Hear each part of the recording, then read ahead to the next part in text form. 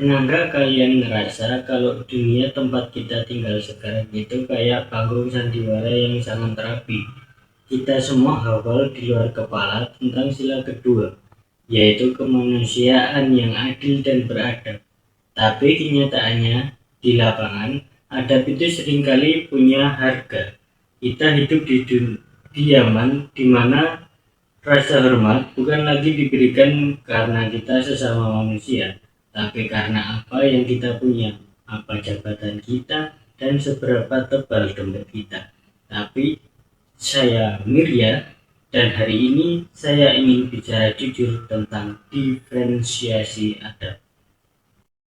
Kalian pasti sering lihat di berita atau mungkin lewat di timeline Twitter kalian, ada pejabat yang merasa berhak membentak petugas di lapangan hanya karena merasa berkuasa, atau sebaliknya, ada orang yang tiba-tiba mendadak jadi sangat sopan santun dan manis hanya karena lewat lawan bicaranya punya pengaruh besar. Pertanyaannya, di mana letak adab yang adil?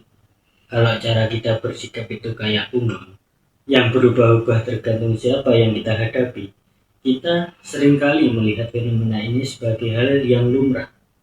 Padahal ini adalah sebuah penyakit sosial. Kita merendahkan punggung di depan penguasa, tapi kita meninggalkan dagu di depan mereka yang melayani kita. Lihatlah potongan-potongan berita ini.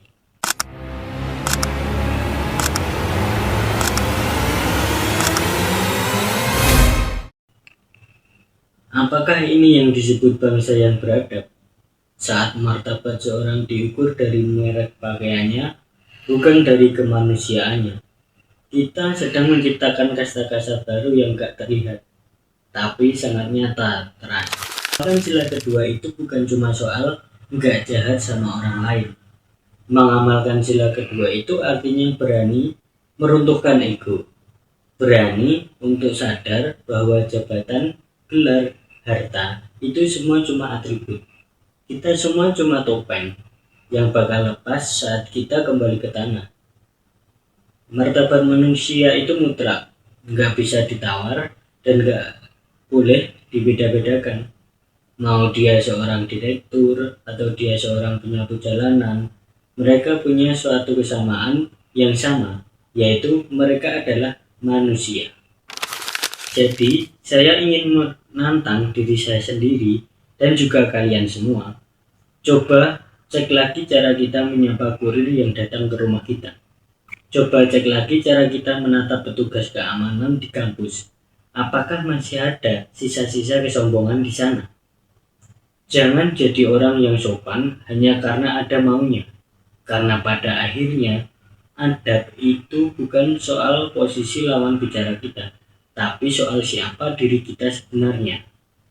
Kalau kamu cuma bisa sopan sama orang hebat, berarti kamu nggak punya adab. Kamu cuma punya strategi. Dan saya Mirya, mari berhenti bersandiwara.